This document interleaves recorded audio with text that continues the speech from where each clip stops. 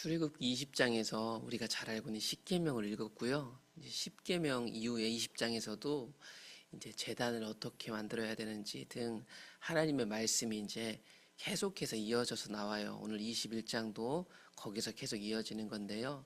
그 21장의 세부적인 말씀들, 하나님의 규례, 율법이라고도 하고요. 명령이라고도 할 수 있겠습니다. 그런 하나님의 말씀이 이제 모세에게 전달되고 그게 이제 이스라엘 백성들에게 전달될 거 아니에요. 그러니까 지금 하나님이 주신 이 말씀은 이 말씀으로 살라는 하나님의 인도하심입니다. 그래서 하나님 백성은 내 생각과 내 소견으로 살지 않습니다. 우리 공동체나 우리 사람들이 만들어낸 규칙으로 사는 사람이 아니고 하나님이 주신 말씀으로 사는 사람들이다. 그 부분들이 좀 읽혀지는 것 같아요. 그래서 하나님 백성에게 하나님의 법규들을 줍니다. 이거는 우리끼리 이렇게 합의를 봐서 이렇게 하면 좋겠다 이게 아니에요. 하나님이 지금 주시는 거잖아요. 그래서 하나님 모세에게 내가 백성 앞에 세울 법규는 이러하다.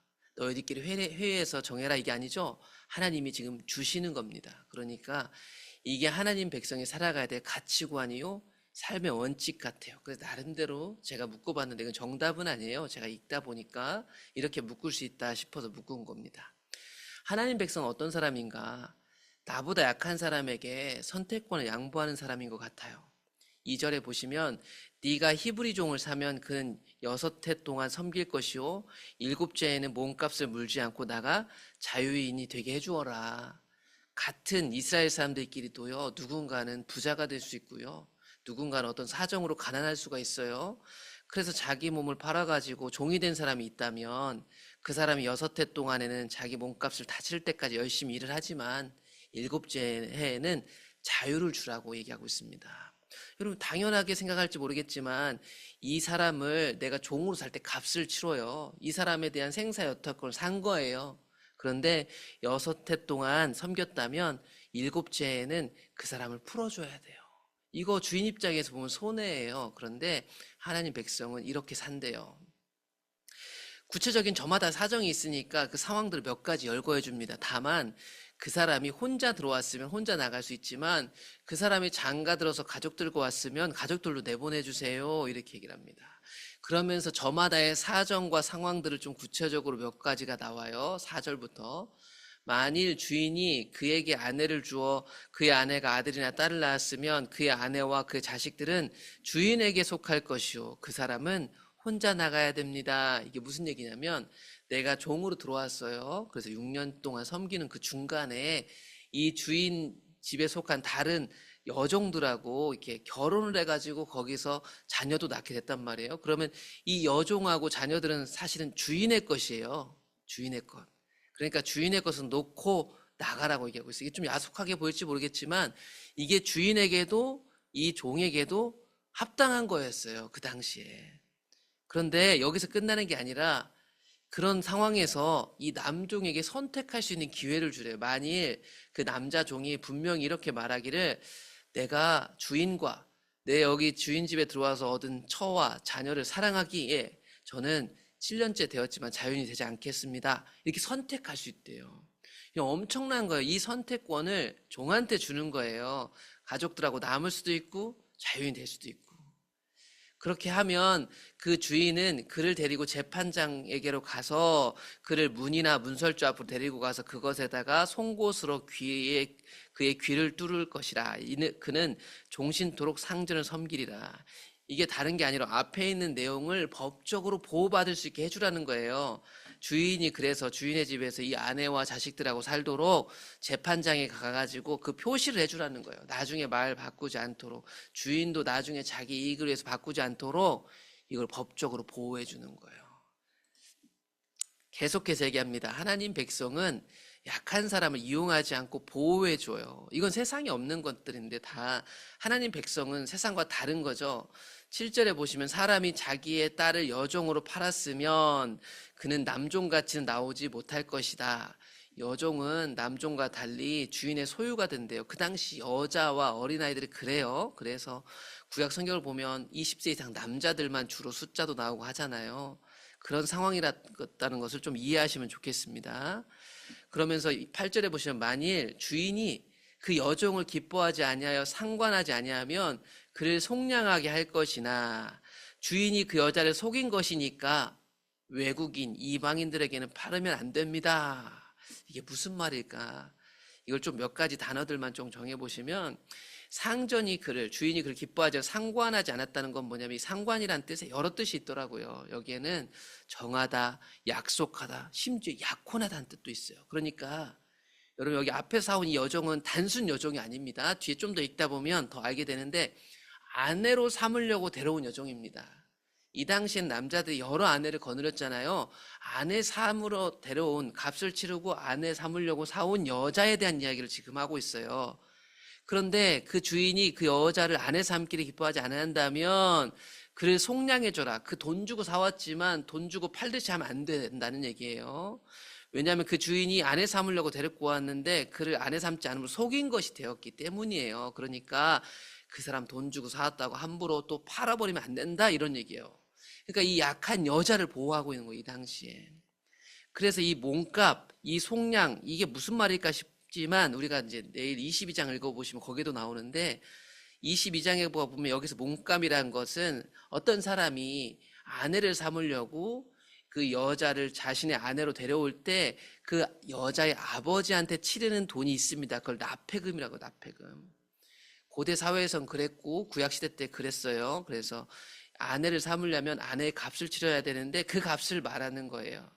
그래서 21장에 나오는 이 사람은 단순 여종이 아니고 아내로 삼으려고 데려왔던 여자라고 보셔야 됩니다. 또 9절에 보면 새로운 상황이 등장하는데, 만일 그를 자기 아들에게 주기로 하였으면 그를 딸같이 대우해라. 여자를 값을 주고 사와서 아내나 혹은 아들의 아내로 삼으려고 했다면 어떻게 하라고요? 딸같이 대우해줘라. 만일 주인이 다른 여자에게 장가들었다, 그 여자를 아내로 삼으려고 들어왔지만 다른 여자와 결혼하고 이 여자를 잘 돌보지 않았다, 이런 경우는 발생하면 안 된다고 지금 얘기합니다. 그래서 보시면 주인이 다른 여자에게 장가들어도 그 여자에게 먹는 것, 입는 것, 그 여자와 동침하는 것을 끊으면 안 된다. 다른 사람하고 결혼한다 할지라도 아내 대우를 해줘야 된다. 여러분, 이 당시 여자들이 이렇게 약자였어요. 그런데 하나님 백성들은 그렇게 대하지 말라고 하고 있는 거예요. 그가 이 세 가지를 시행하지 않으면 여자는 속전을 내지 않고 자기 몸값 물지 않고 거저 나갈 수도 있다. 철저하게요, 약한 사람을 보호하라고 얘기하고 있어요. 또한 하나님 백성은 상대방의 생명을 귀하게 여깁니다. 그래서 사람을 쳐 죽인 자는 반드시 죽여라. 여러분, 단순 복수 얘기가 아닙니다. 뒤에 읽다 보면 더 확실해집니다. 사람은 다른 사람을 생명을 귀하게 여기기 하기 때문에 살인은 절대 안 됩니다. 만일 사람이 고의적으로 한 것이 아니라 나 하나님이 사람을 그의 손에 넘긴 것이면, 그러니까 우리가 이해할 수 없는 어떤 사고로 인한 살인이라면 피할 수 있어요. 여러분, 하나님은 사고인지 고의인지를 분명히 구별하라고 얘기하고 있어요. 우리가 다 판단할 수 없지만 분명한 건 고의가 아니라면 그 사람 한 곳을 정해서 살 수 있게 도망할 곳을 정해라. 이건 이제 나중에 뒤에 가면 나옵니다. 도피성이라고. 도망할 수 있는 마을을 하나님이 정해주세요. 그러나 사람이 그의 이웃을 이 고의로 죽였으면 너는 그를 내 제단에서라도 잡아내려 죽일지니라. 나중에 확장된 율법들 지나가다 보면 더 보겠지만 이 살인을 했을 경우에도 하나님 제단불을 잡으면 살려줘라는 법이 나중에 나오거든요. 그런데 어떤 사람이 고의로 살인했음에도 불구하고 살려고 그렇게 제단불 잡아도 죽여야 된다, 이렇게 얘기를 합니다. 은혜면 다 되지, 이런 말이 아니라요, 보시면 분명한 옳고 그름이 있어요. 하나님은 고의적 살인과 그렇지 않은 살인을 구별하고 있습니다. 그러면서 반드시 죽여야 할 죄 목록들을 기술하는데, 아버지나 어머니를 치는 자는 반드시 죽여라. 사람을 납치하는 자도 죽여라. 아버지 어머니 저주하는 자도 반드시 죽여라. 그러면 상대방을 귀하게 여기나 안 여기나를 알 수 있는 공간이요, 가정이란 공간이요, 가정이라는 공간. 가정에서 자신의 권위자를 귀하게 여기지 못하는 사람은 반드시 죽여야 된다라고 명명하면서 상대방을 귀하게 여기는 사람이 하나님 백성이다라고 얘기하고 있는 것 같아요. 또한 하나님 백성은요, 자신이 한 일에 대해서 책임을 지는 자세를 갖고 있습니다. 사람이 서로 싸우다가 하나가 돌이나 주먹으로 그의 상대방을 쳤지만 그가 죽지 않고 자리에 누웠다가 지팡이를 짚고 일어나 걸으면 그를 친 자가 형벌은 면할 수 있지만 그간의 손해를 배상해 줘야 합니다. 그가 완치할 때까지 책임져야 됩니다.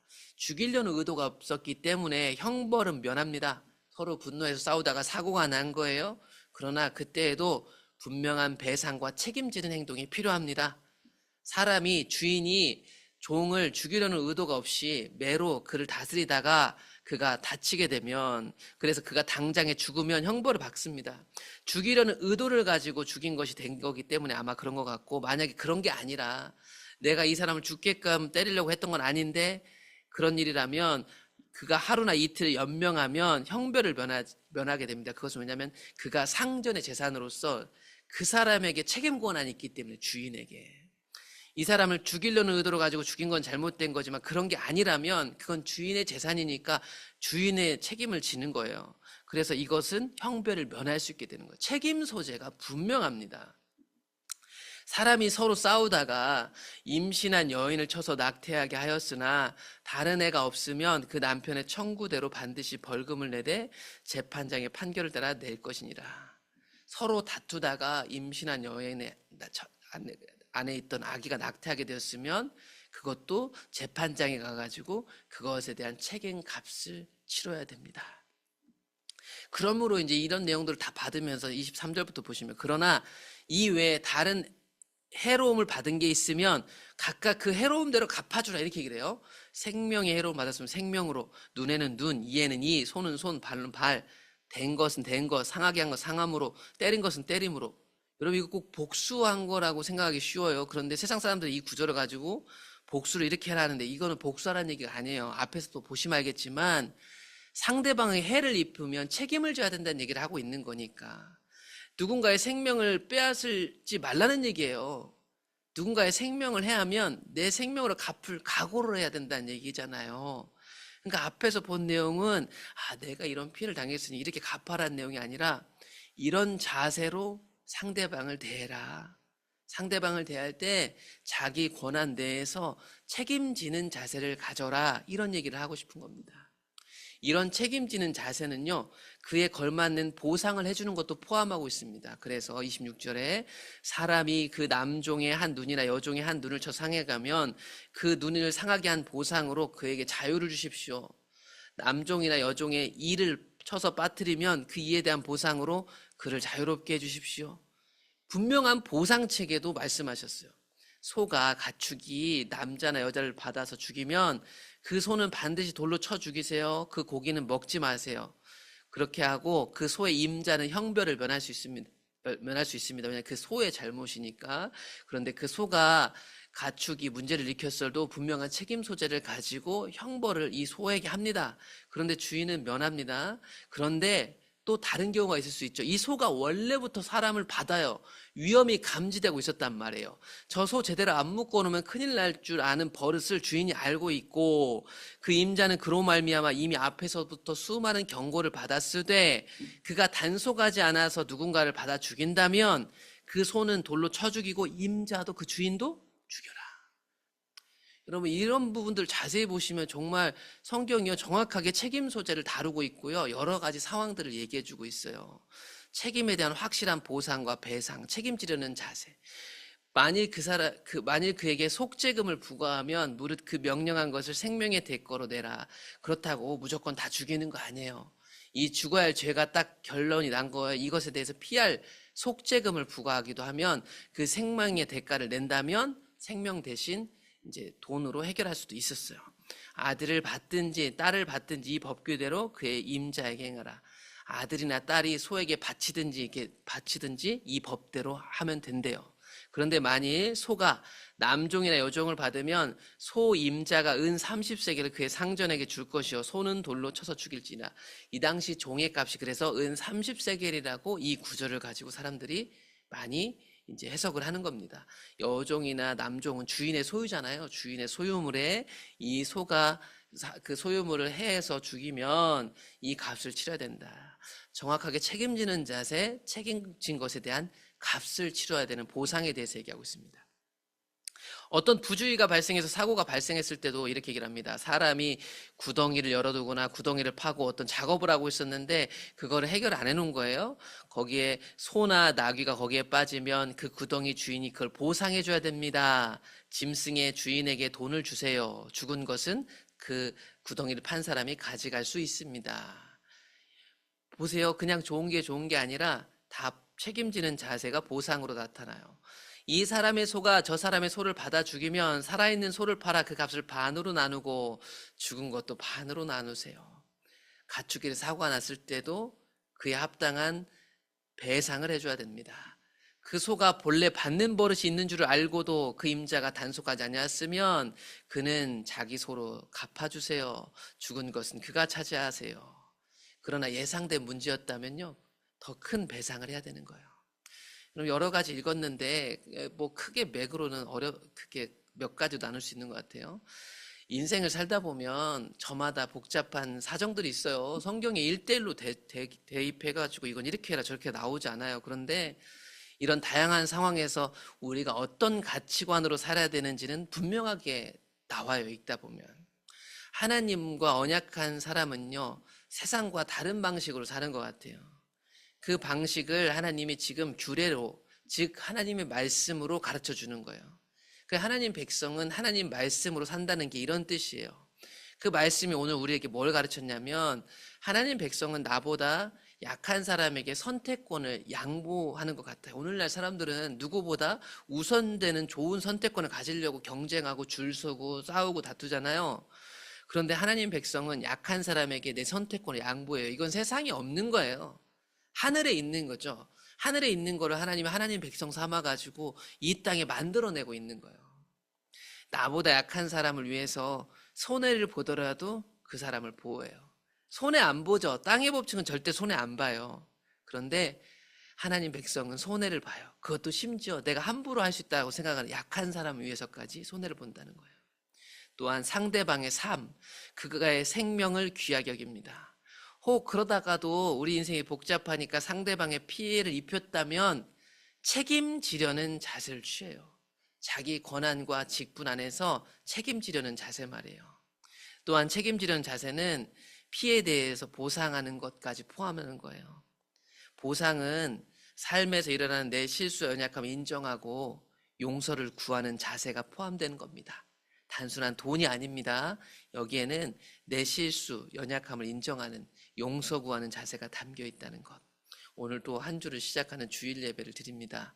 우리가 또 한 주 세상에 살았는데 어떻게 사셨는지 모르겠어요. 참 복잡하고 때로는 어떻게 해야 될지 모르는 상황이 너무 많은 것 같아요. 그런데 오늘도 이 새벽도 하나님이 이런 말씀들 하시는데 나에게 어떻게 말씀하시는지 한번 나의 이야기로 깊이 들어보시고 그분의 인도를 따라 기도하시면서 새로운 한 주를 시작하시길 축복합니다.